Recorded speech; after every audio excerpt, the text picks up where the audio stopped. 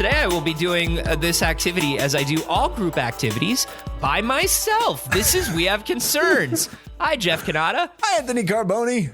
Hello, concerned citizens. Certain Anthony, things, Jeff. Certain things? I'm sorry. Do you want to go 2 weeks in a row? Is that how it was this a works pregnant now? pause. It was a Do you wanna pregnant go- pause, and I thought it was an invitation.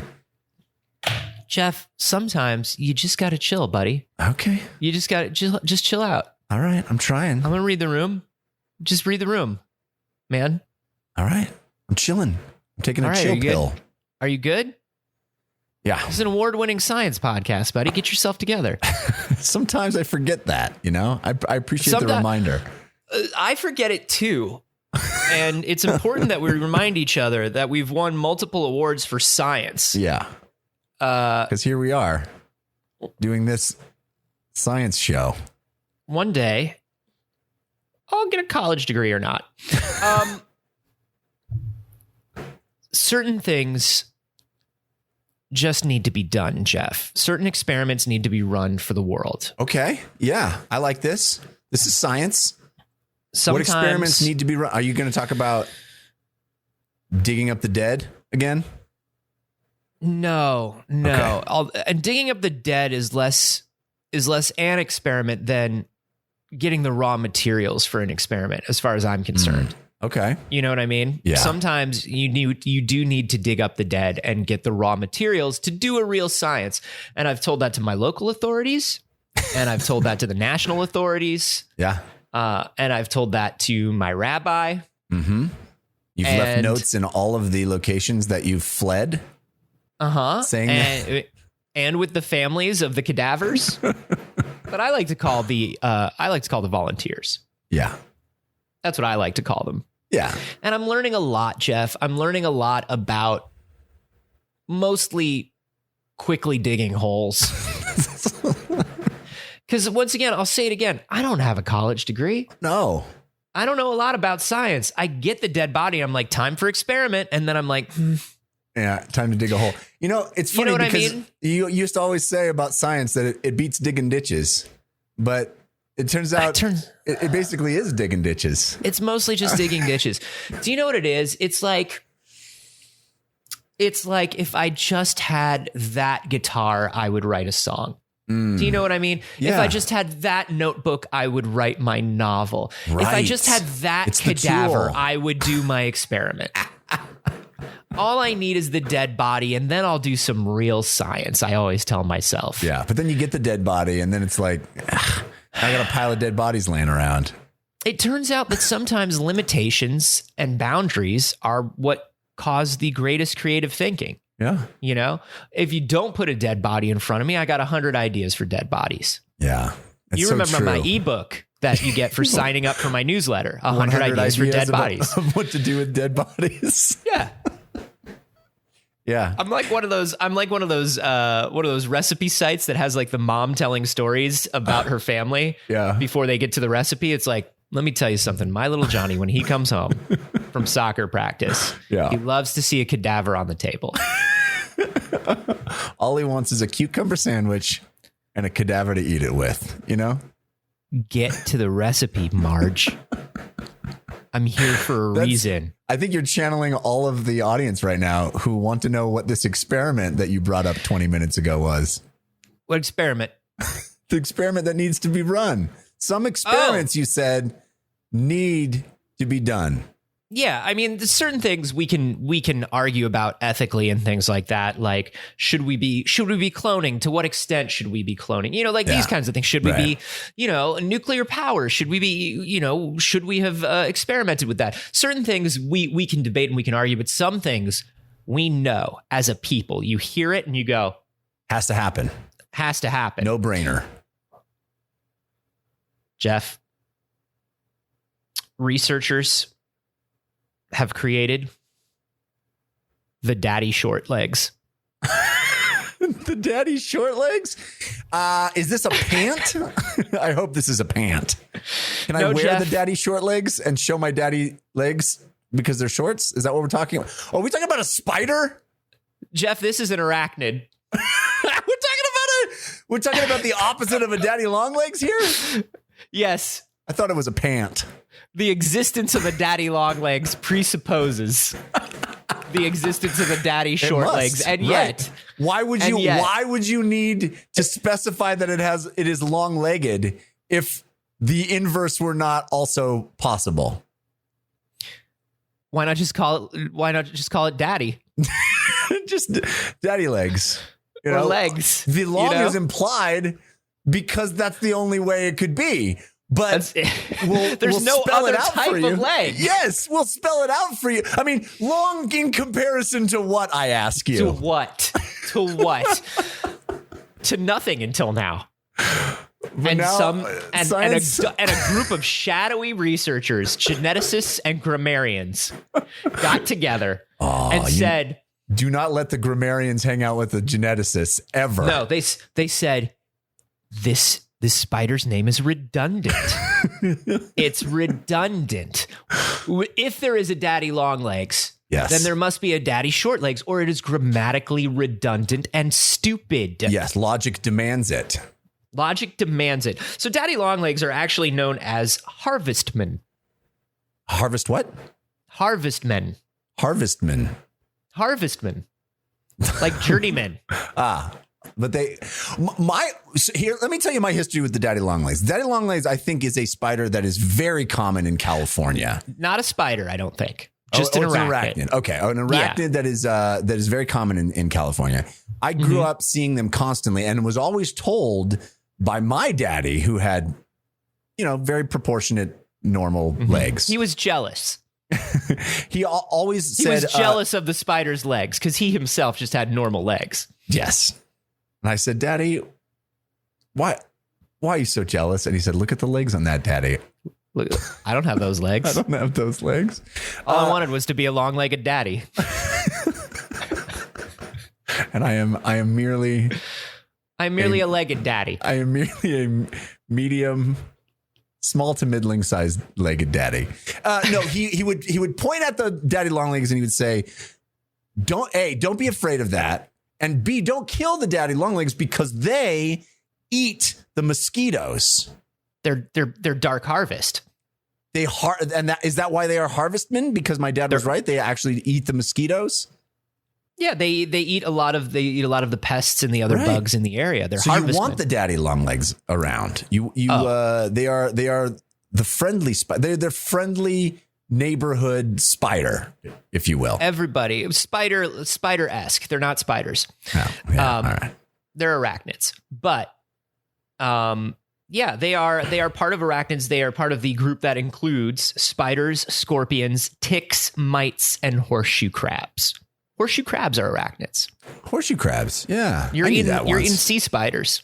Yeah, I love a sea spider. If you have a horseshoe crab, you are definitely eating a sea spider. When people are like, you're eating the cockroaches of the sea when you eat seafood and stuff like that, seafood haters tend to say that. Right. But they're right. But if a cockroach was as delicious as the cockroach of the sea, I'd eat a cockroach too. All day, every day. Right. We would have no problems that we're having with the shortness of resources, where everybody's like, we're gonna have to eat cricket bread like one day, and like if it was we delicious, would be like, great. If I could dip it in a lovely red sauce, butter garlic sauce, maybe. Yeah, whatever you want. Come on.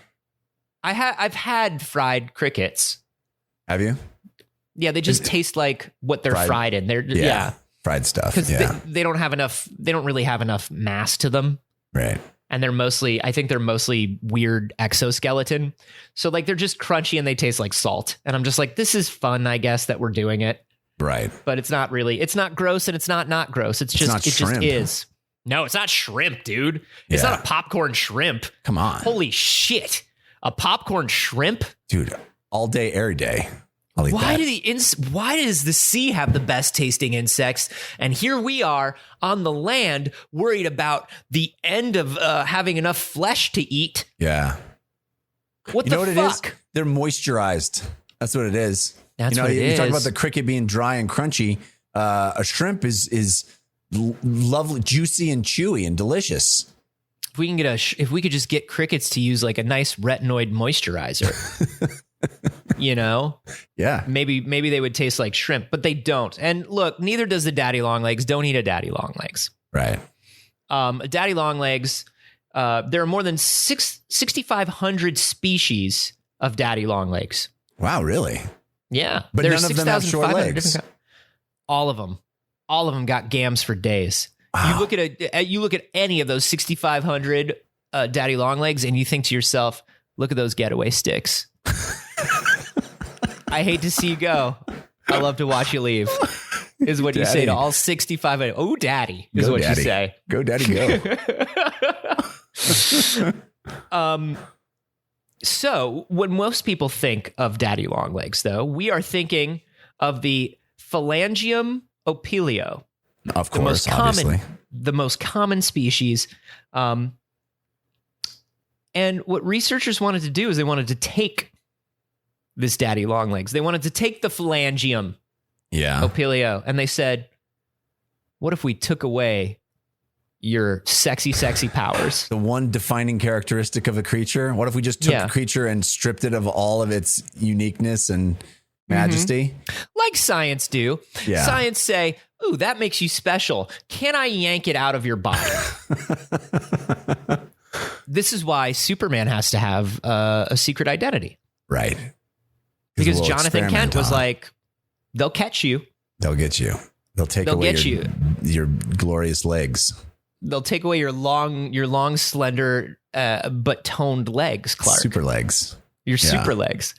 Which, like, by the time your kid, I've always wondered this, by the time your kid is throwing tractors half a mile, who does Jonathan Kent think is going to come take his kid? It's a good point. It's a solid point. Yeah. You know?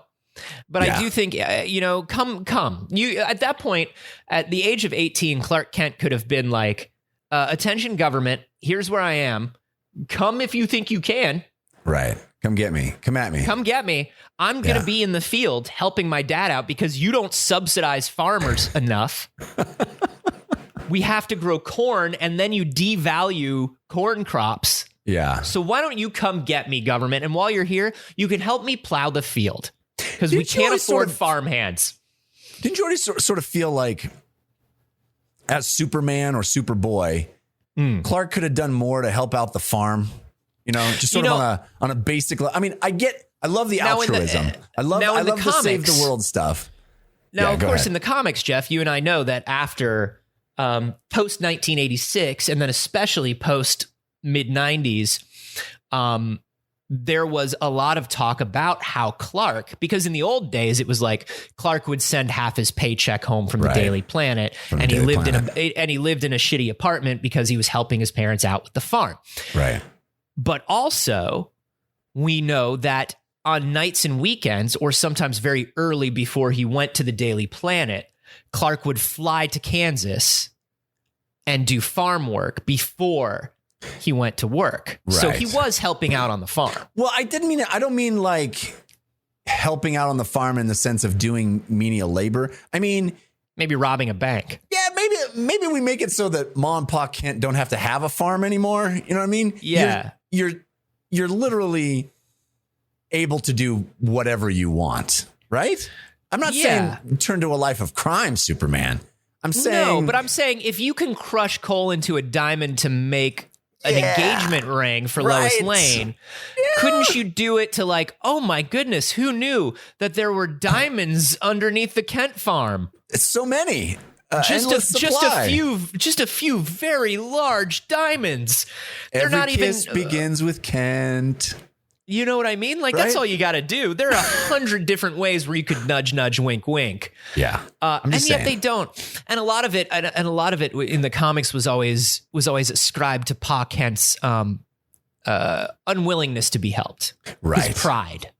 Yeah. His Midwestern work ethic. But at a certain point, hey man, what pride? What pride? I fly here every morning, plow your fields. I fly here every night.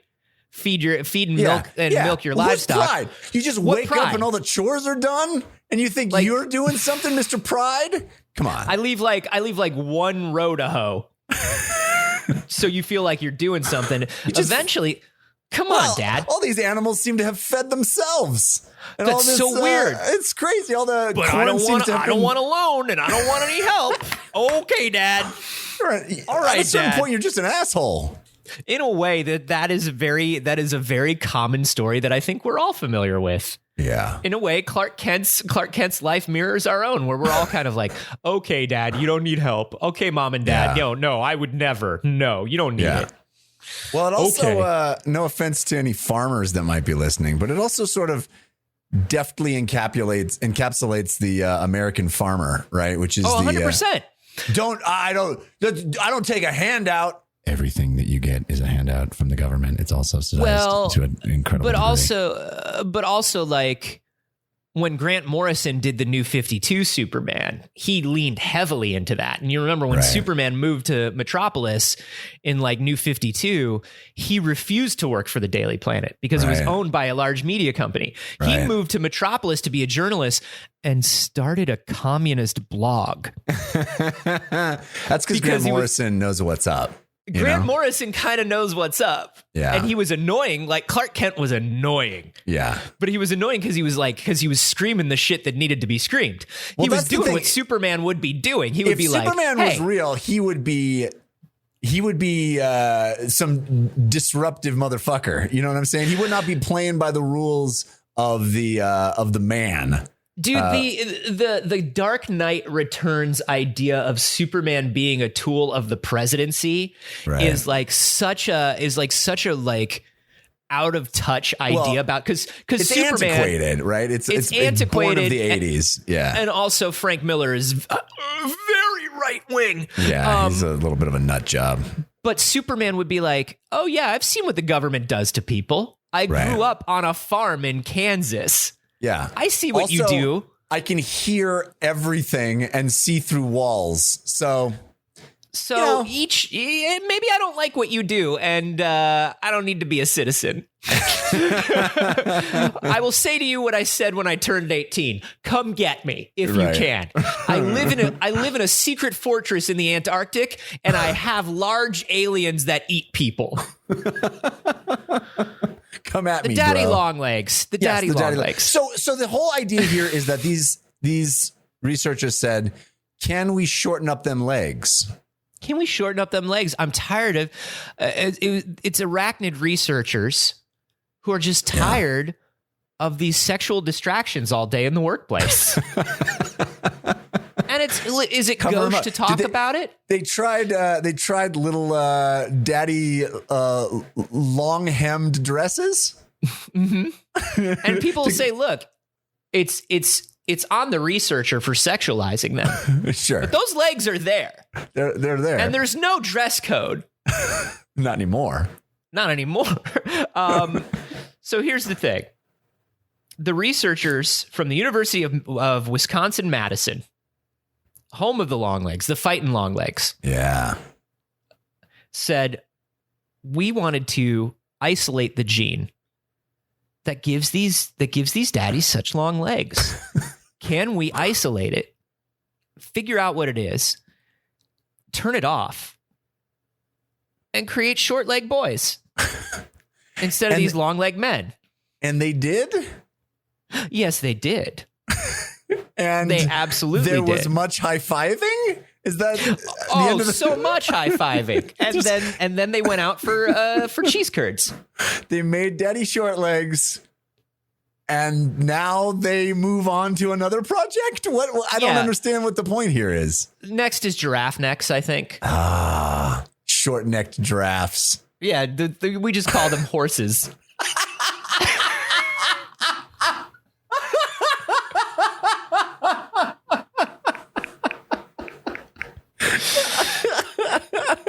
We did it. Wait, Carl, isn't that just a horse? No, you idiot. No, you fool. idiot. I've been working a decade on this project. It's got the weird things on its head. It's not a horse. It looks a lot like a horse. I'm sorry. No, it's got the two weird things. They're not quite horns. What are those things? Giraffe things? Aren't those ears? No, because they have ears underneath the things. Oh, you're right. Those aren't ears. Those are the they look like weird things. They look like cartoon alien antenna. I remember them like from Jeffrey from Toys R Us. Yeah. Yeah, Yeah, from Jeffrey the Giraffe. I'm gonna make that guy a horse. I'm gonna make that guy a horse if it kills me. Listen, Toys R Us is bankrupt. Jeffrey the Giraffe has to volunteer his body for science. I'm gonna turn him into a horse. I'm gonna make a Kevin Smith movie. Does Jeffrey the Giraffe have a short neck? Does Jeffrey the Giraffe have a? He has a long neck. He has a long neck, but does he wear a collar up to the top, or does it stop at the base of his shoulders? Depends on the version of Jeffrey the Giraffe. I'm looking it up. As an ex-Toys R Us employee, I can tell you that you worked at Toys R Us? I did. I worked in the R Zone, which was their video game store. The R Zone? Yeah, the R Zone for cools. Get into the R Zone. Oh, he always... No, it looks like every drawing of him, the collar stops at the base of the shoulders. Yeah, so Jeffrey the Giraffe, we did have a mascot costume that sometimes employees would have to wear. I never had to wear it because I worked in the R Zone and we had different rules because we were extreme. But Jeffrey the Giraffe. Don't get R'd. You're going to get R'd in that zone. What does that mean? Our Jeffrey the Giraffe mascot suit had eyes around the collar of the shirt. Oh. So the eye holes where you would see, I see. out. That's where they disguise the peepers for the person inside. Yeah. And then the head would go up. Jeff Daddy Long Legs. We made him short legs. Yeah. And I want to say that Guillermo Gainet, the head of this, the graduate student who's working on one of these things. Sorry, I have to interrupt real quick one more time. Is this Jeffrey Giraffe related, or is this Daddy Googled, Longlegs related? I just typed into Google, what are those things on and I wrote G, and it autofilled giraffe's head. Wow. Enough people Google what are those things on a giraffe's head that it autofilled after I wrote what are those things on a G. And frequently asked giraffe questions. Oh boy, what are those things? I'm trying to find it. It should be the first thing on the page when you Google it. It's all just facts about giraffes. 7 things you've always wondered about giraffes. Oh my God. Oh, horns, antlers, bumpy heads. Does a giraffe have horns? Not quite. A giraffe's horns are not actually called horns, but ossicones. Both males and females have them. Ossicones are cartilage from ossified, cartilage that are covered in skin. Yeah, ossicones are just cartilage. Yeah. All right. Why is it got ossicones? I don't know. Why do you have eyebrows? Fuck off. All right. Daddy Longlegs. Sorry about that. Daddy Longlegs. Go. Daddy Longlegs. Award-winning science podcast. Go. Award-winning science podcast. And we both took our Adderall this morning. Both of us did. Don't worry. Okay, hey, let me tell you something. If you knew what days we recorded at our regular time and what days we didn't. Yeah. If you knew going into every episode, you, dear listener, concerned citizen, you'd be able to tell. You could map it. You could map it. And once you heard once, you could map it. Maybe you map it now. So Guillermo Gainet said, hey, our purpose was not just to shorten their legs for the sake of it. Oh, of course. That's not what we're doing. Why? We'd be monsters if it was that reason and that reason alone. We wanted to understand more about how these fascinating creatures evolved their alien way of locomotion and body plan. Because you see... Oh, sure. Of course. Unlike true spiders, Jeff, unlike real spiders, daddy longlegs don't use all 8 of their legs for walking. They use 6 legs for walking and 2 to just fucking wave around. You ever see them do it? Yeah, I have actually. Are those... Do they use them like hands? Do they use them to manipulate their food and all that stuff? They use them mostly to feel their way around. Oh. They use them almost like antenna. Right. Antenna so basically, or feelers. Shortening those things is blinding them. Is making it so they can't even see their environment. Okay, Jeff. Okay. Okay, Mr. Humane to animals. What did I say in the beginning? I said we all agree there are some experiments that need to be done. Yeah. You were on board. I was. Okay? I told you when we started training this dog that it was not going to return from space.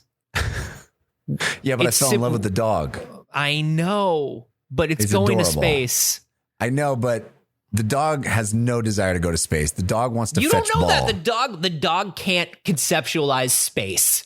Yeah, but I can see it in his eyes. Did you ever read? I think we brought it up on the show before. There's a graphic novel called Laika that somebody made. You told me about this. Yeah, I haven't read it, but you told me about it. Yeah. Concerned citizens, go read it. It's a graphic novel about the Russian scientists who had to train the cosmonaut dogs, and they were not told that the dogs weren't coming back. Why would you? Why would you tell them that? Oh, great. You go up, you get data on dog comes back, we collect more data. Yeah. No. Absolutely not. When's the dog coming back? What is it, Vladimir? What do you say? I'm asking about when the dog's coming back. When the dog come back now, and we take data from dog. You have new duties.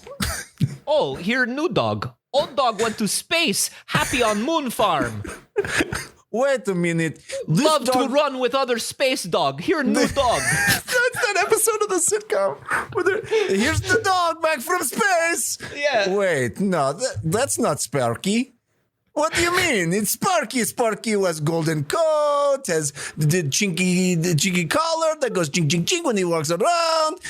Yes, I know, but this dog is definitely not Sparky. It runs out of the room. Yeah. the other dog jumps into the space capsule and flies away.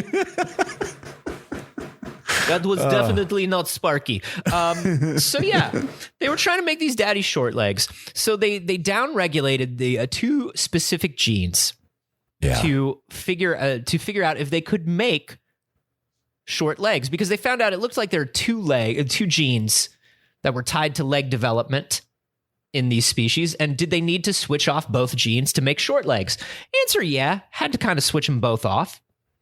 Interesting. And what they did was they used independent genes for each of them. That's interesting. Yeah. So they had to use they used RNA interference, which is basically like, living cells, our cells ward off viruses, but then when viruses contain cells, there's a protein structure that can sort of invade the RNA.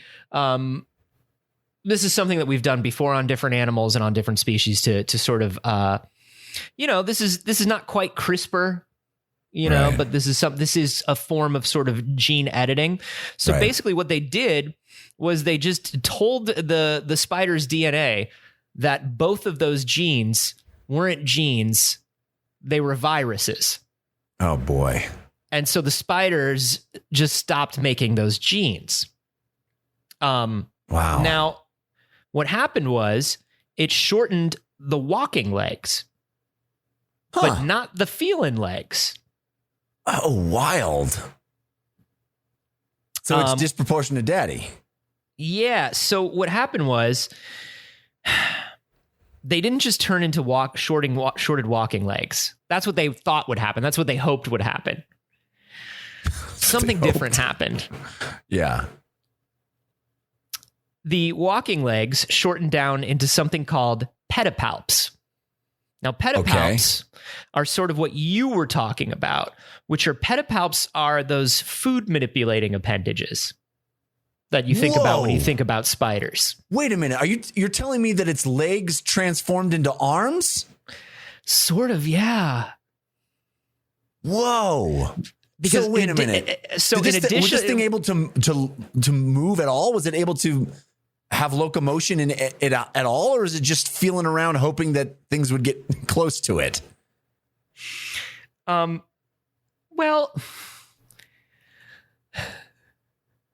they all died too soon to tell. Oh my God. We fucked up these arachnids real good. Here's the thing, Jeff. You're jumping the gun here. There's some more interesting information that I really want to give you before I jump to that, but you sort of forced my hand. You forced my pedipalp on this one. You forced your hand that used to be a leg. They all died because they couldn't move and they couldn't survive. Well, cool out. I want to talk about some cool things about pedipalps. Tell me the cool stuff about pedipalps. Don't you want to know about pedipalps, buddy? I just introduced a new science term. We should focus on that. I had no idea that a pedipalp was a pedipalp, and now I want to know about pedipalps. So tell me about a pedipalp. So pedipalps are much shorter than normal legs.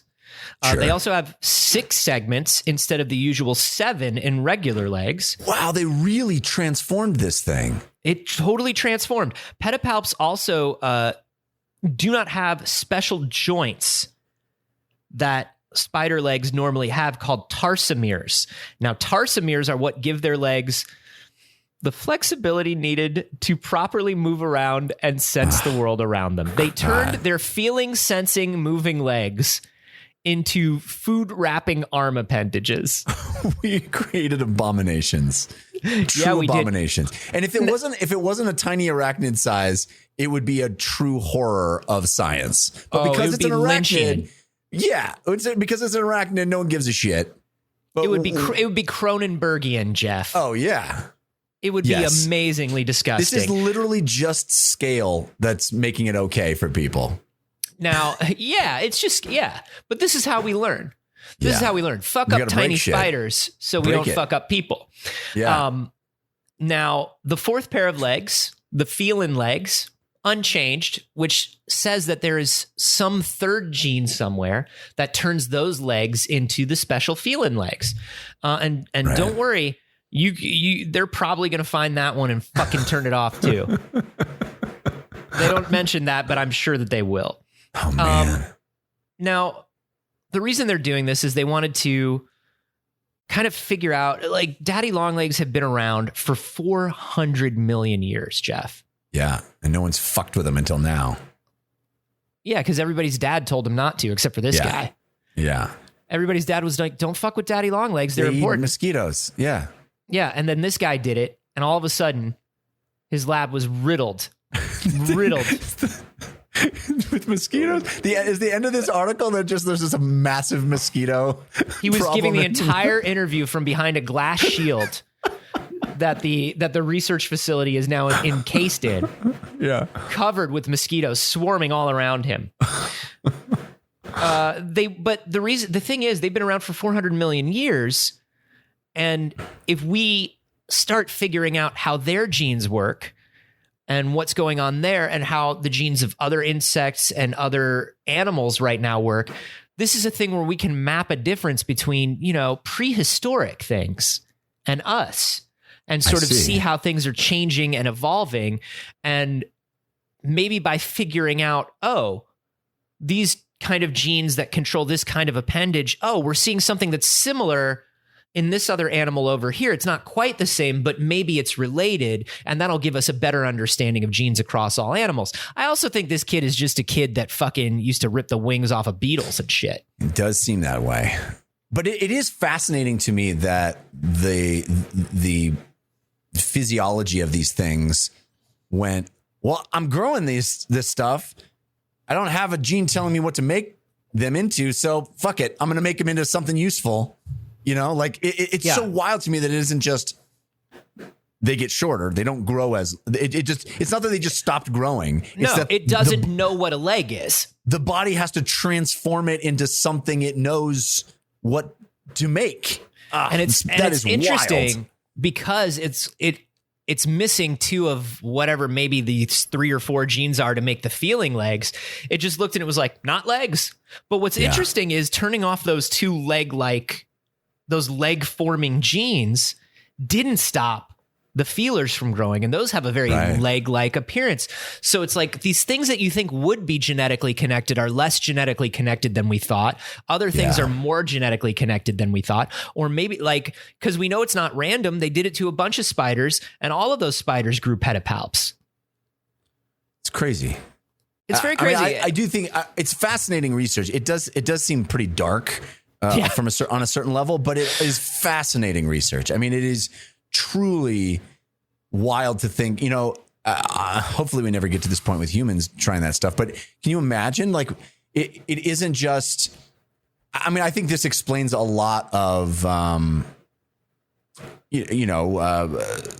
birth defects and things like that. You see these things that happen that it could easily be a minor change in the genetics that result in sort of wild changes in the physical body. You know, my own daughter has a genetic mutation, and seeing what that results in across the board with people who have her same condition, it is it's wild to think that, and hopefully this kind of research can actually gain some insight into that, and we can help people. You know, I think it would hopefully result in some positive understanding of how this stuff impacts human bodies as well. Yeah, absolutely. Absolutely.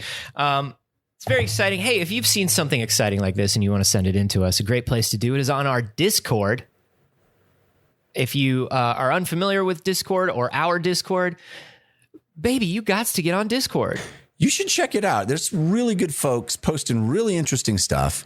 There's all number of science stories, but so much more than that as well. It's a great community of folks who are sharing pictures of their pets. They're sharing great, just fun, positive, silly things. There's a number of different rooms and channels for you to check out. In the movie room right now, we're talking about the Spider-Man No Way Home trailer, Jeff. I'm avoiding that room because I don't want to know what the trailer is. It's just a very difficult time for me. The launch of a new Marvel trailer well ahead of the film that it is about. I know it's a tough few months for you every time. It is. But you know, you could hang out in the games room, you can hang out in the chat room, in the general chat room, in the Bird Pranks room, which is very active. And if you want to hang tech, all kinds of great stuff. If you want to hang out in any of those rooms, chat with us, even submit episode ideas in the Science News channel, great place to do so. You can join the Discord for just $1 a month.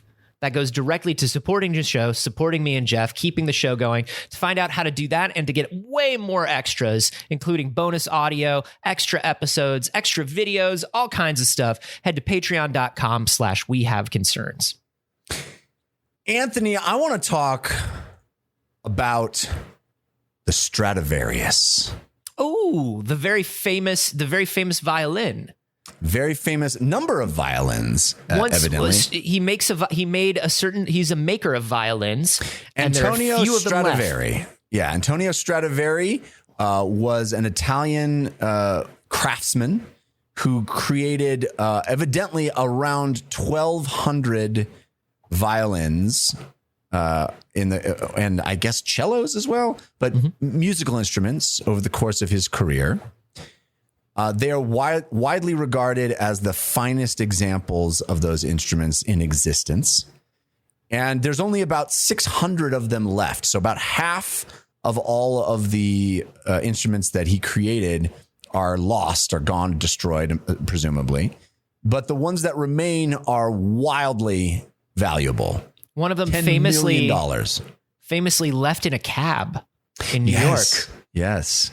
There was, I think it was a player for the New York Philharmonic or something like that, or some famous violinist famously left one in a cab, and the cab driver called and was like, "Hey, buddy, you left your violin," and he was like, "Holy shit, that guy had no idea." Yeah, because these things are so renowned for their sound, their tonal quality, which apparently has never been replicated throughout history. That's correct, and that is exactly what we're going to be talking about. So a Stradivari violin is valued at around $10 million. He made them. He lived in the 17th and 18th centuries, from 1644 to 1737. So these are 200 plus years old. These things, and I wonder if I've ever heard one.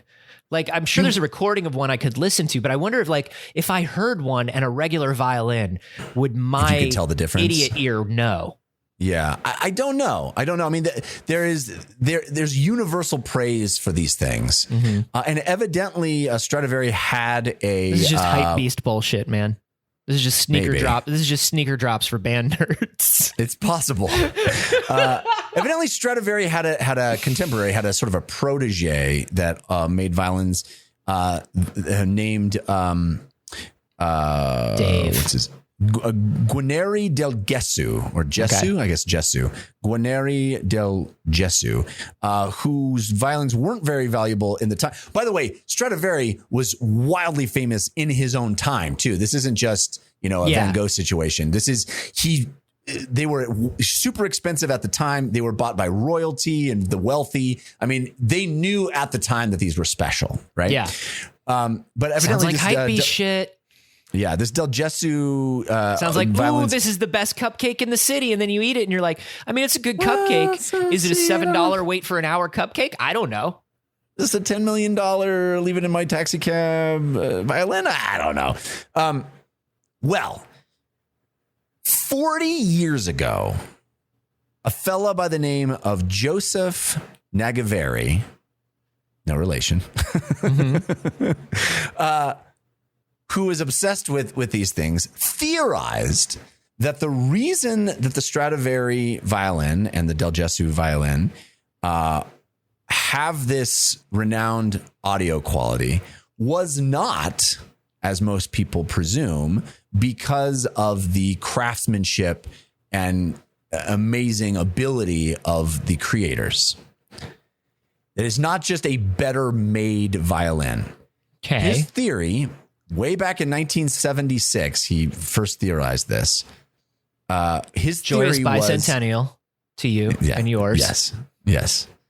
Was that there is a chemical property to the wood that these instruments were made from that gives them the tone that is so praised by everyone. He thinks that the wood had been treated, had been soaked in chemicals before its construction, and that is what separates these instruments from all others. It's applying that good oil to your coffee table. Right. That makes it look like a much more expensive coffee table, oiling that wood. Well, you say that, but I should bring it up. There is a distinction. This is not a varnish. He's not saying this. The varnish has nothing to do with it, evidently. Oh, okay. This is literally chemical treatment that the wood was soaked in before it was ever even cut, ever even turned into a violin. Oh. And it turns out he theorized this, 40 plus years ago. You got to marinate your instruments. Marinate your instruments. Always marinate your instruments. And it turns out it was spicy barbecue. It was.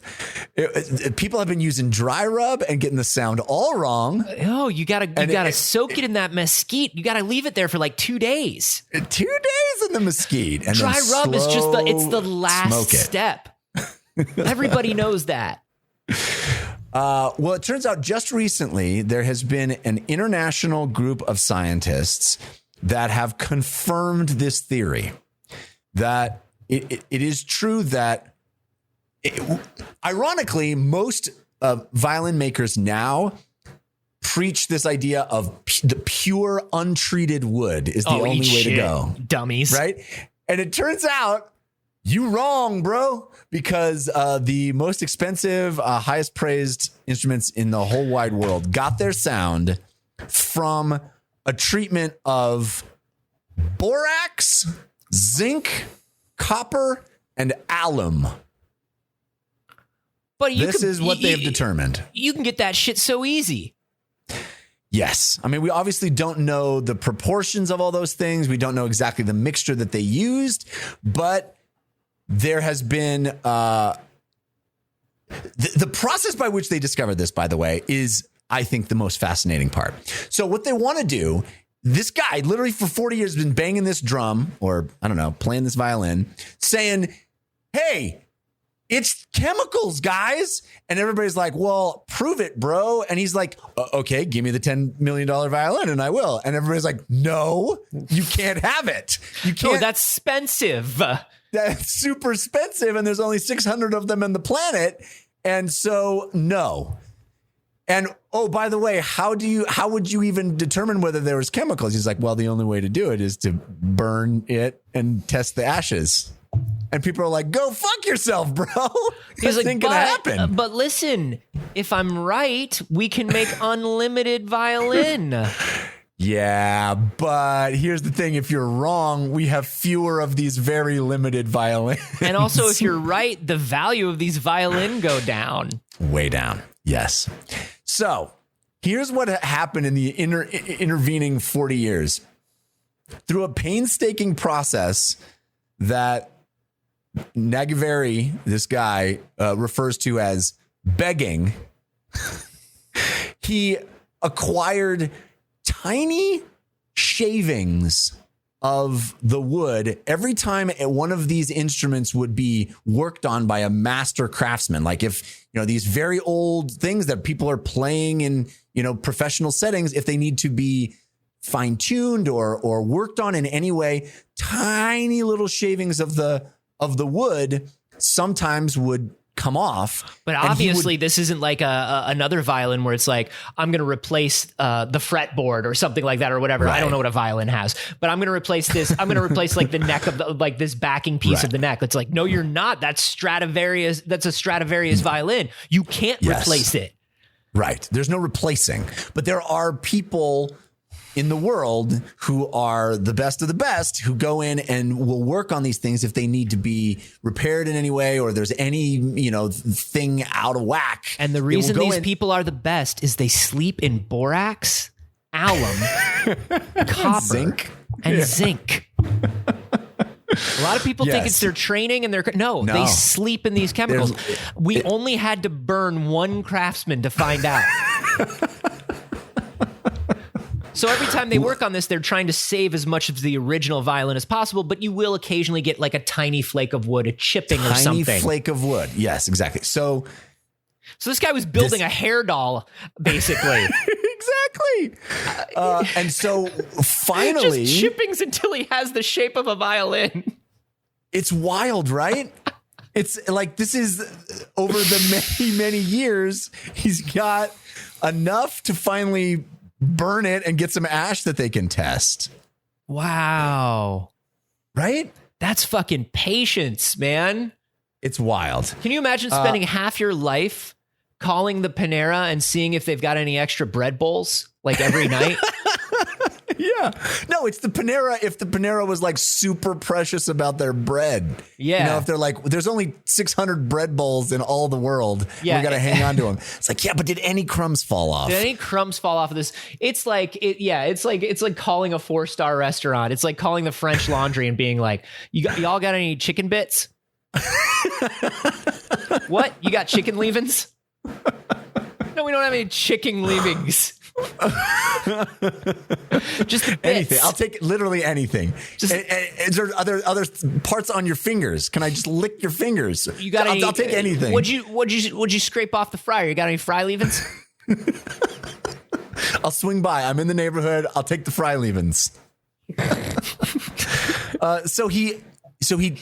This guy, by the way, is a professor emeritus at Texas A&M University in the United States. He takes these tiny little wood shavings and splinters, and he brings them to the SLS, which is the Swiss light source, this Phoenix beamline machine that beamline machine. X-ray spectroscopy or spectroscopy? Spectroscopy? Is that how you pronounce it? Yeah. You did it. Yeah, I got there eventually.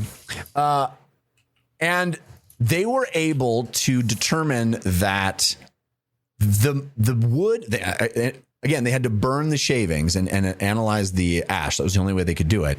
But that the material, the wood shavings, was highly concentrated with aluminum containing elements. So basically, aluminum wasn't just on the surface of the wood. It was throughout the wood, which led them to believe that it was soaked probably in alum. Wow. The borax, the reason this dude theorized that it had been soaked in borax is because there was a real problem with worms in Antonio Stradivari's area during the time he was alive. There was a worm infestation. Oh. And borax is the same material that the fucking Egyptians would use during embalming, and mummification to prevent worms from getting in. So it was something that would have been used for thousands of years. And the This Italians dude's used on it at that another time too. level. Another level. Yeah. Nagveri's on another level, dude. That is some forensic fucking science right there. Yeah. Holy shit.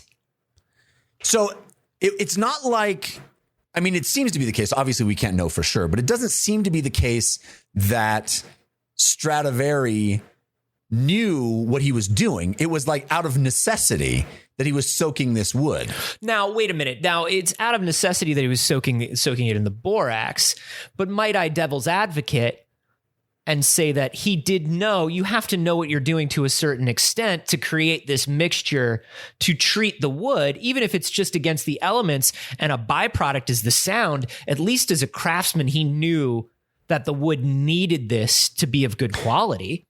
Well, the thing that supports your claim there, and I think that you're right, the thing that supports that is the fact that whatever this mixture of these chemicals was kept a secret. So it was not revealed. It was only his 11 revealed. herbs and spices, dude. It's his 11 herbs and spices for show. And the only other person that used it was this Del Gesù fella. How did he know? Protege. Oh, protege. He was the contemporary, the protege that sort of was the only other person that used it. But none of his stuff was considered as high quality back in the day. It's only after his death. This is hype beast shit. Yeah. This is hype beast shit, man. If Stradivari shows you how to make a violin, and before he dies, he's like, you did it. You're making the violin. These are just like my violins. If people say, oh, they're not as good, that's just hype beast shit. That's what I'm saying. Yeah. Well, now his violins are considered to be equal to Stradivarius, and as valuable. So they are also multi-million-dollar instruments. You don't got to go all the way downtown to get that cronut. They got cronuts everywhere now. They're all fine. Exactly. They're Everybody all got fine. a cronut. Yeah. That cronut's not really any better than the other cronut. It's just a fucking cronut. Just give me the cronut leavings. Let me come by. You got any cronut leavings? Just leave it. I'll take anything. I'll take any piece of the cronut. Other in the samples of the Stradivarius violins, high amounts of sodium, chlorine, potassium were found. This can be found in table salt. So this might have been just like preventing the wood from drying out. Wow. They also found calcium, and they believe that's the evidence of the treatment of lime and human bone. And again, none of this is the varnish, which was never kept a secret. The varnish was sort of public knowledge of what kind of varnish was used. Mm-hmm. So this is literally the treating of the wood before they even begin turning it into a violin. Wow. So let's say, I mean, look, I'm going to say this. Number one, like I said, I don't know if I could hear the difference between a Stradivarius and another violin. If it was played by the same player, if it was, the same song, whatever. Right. But I will say this. It seems to me like, even though we're sort of being a little dismissive, saying it's not the craftsmanship, it's the soak. I mean, it's got to be a combination of both, right? It's got to be a combination. The guy was good at making violins, and then also had this good soak, and right, yes. So it's a little bit of both. But I would imagine that, because I would imagine that people have analyzed these violins before and tried to physically recreate them, probably with machinery and computers and all kinds of stuff, where it's like we can accurately recreate the entire structure of a Stradivari.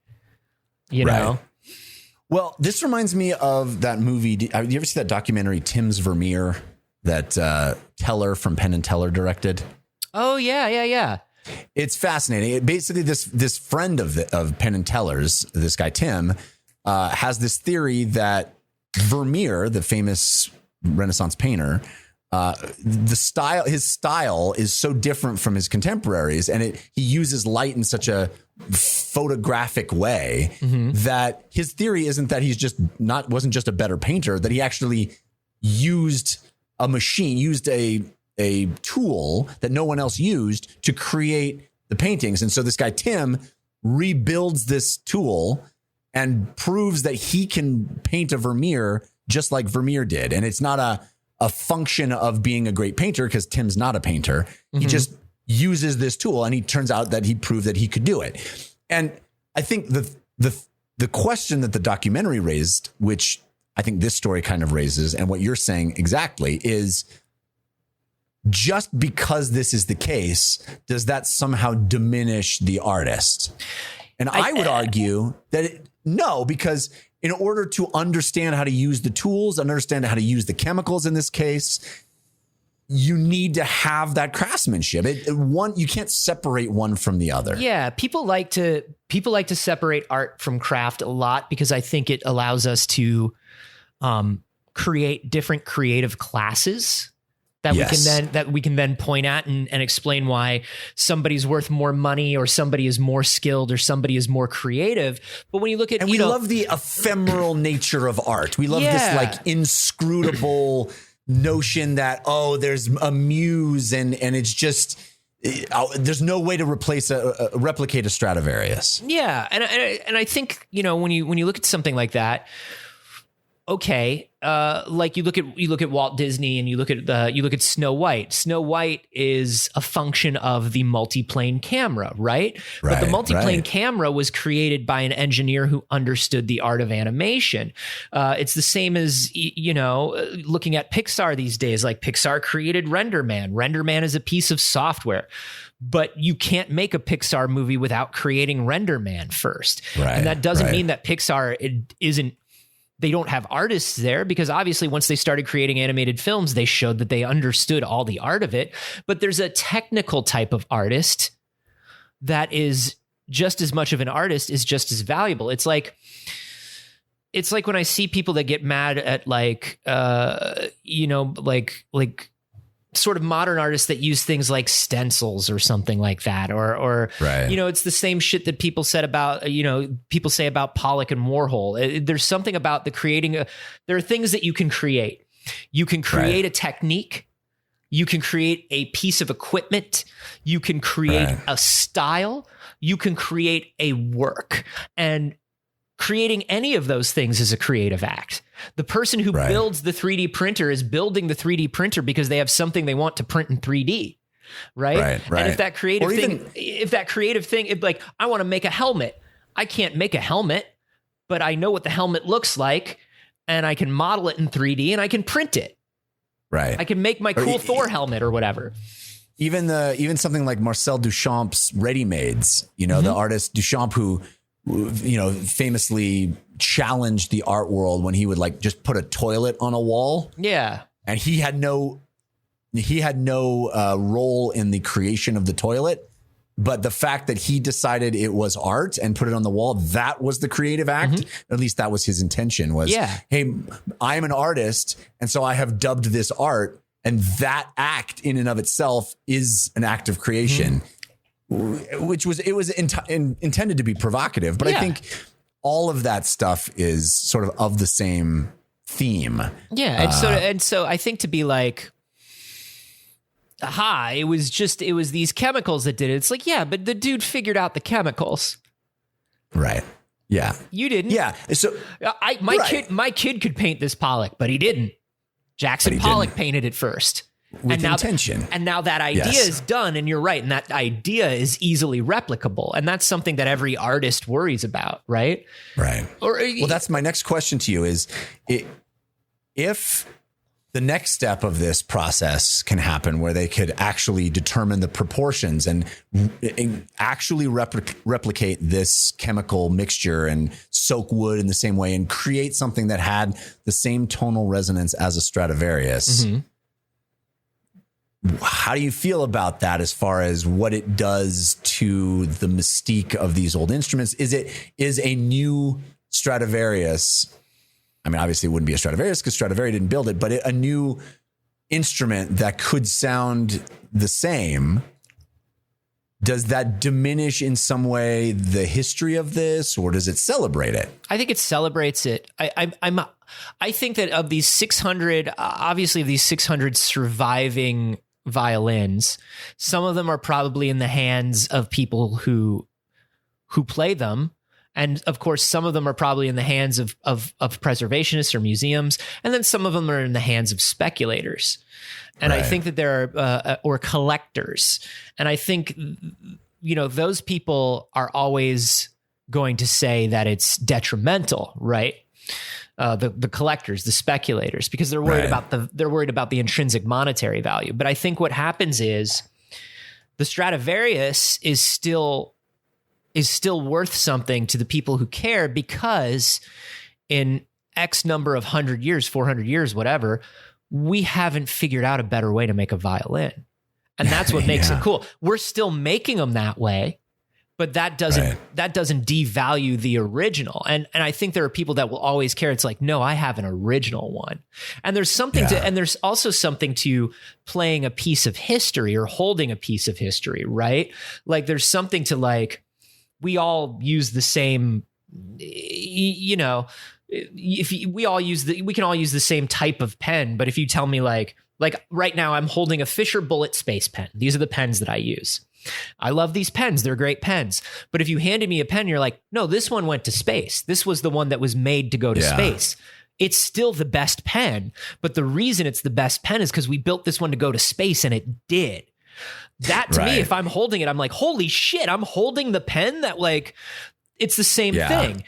Oh, I think you're right. I think that even if we were sort of to scientifically recreate a Stradivarius down to the molecular level, I think you would have a hard time convincing some people that it sounded the same. Oh, I think there would be a group of people who would always say that these 600 surviving instruments are superior no matter what. Right. And that's sort of the human bias that we would encounter as well. Yeah, exactly. It's the audiophile thing, right? We talked about this before, where it's like, and that's why I keep bringing up things like the best cupcake in the city and stuff like. And it's not just because we're shooting that we're recording in the morning and I didn't eat beforehand.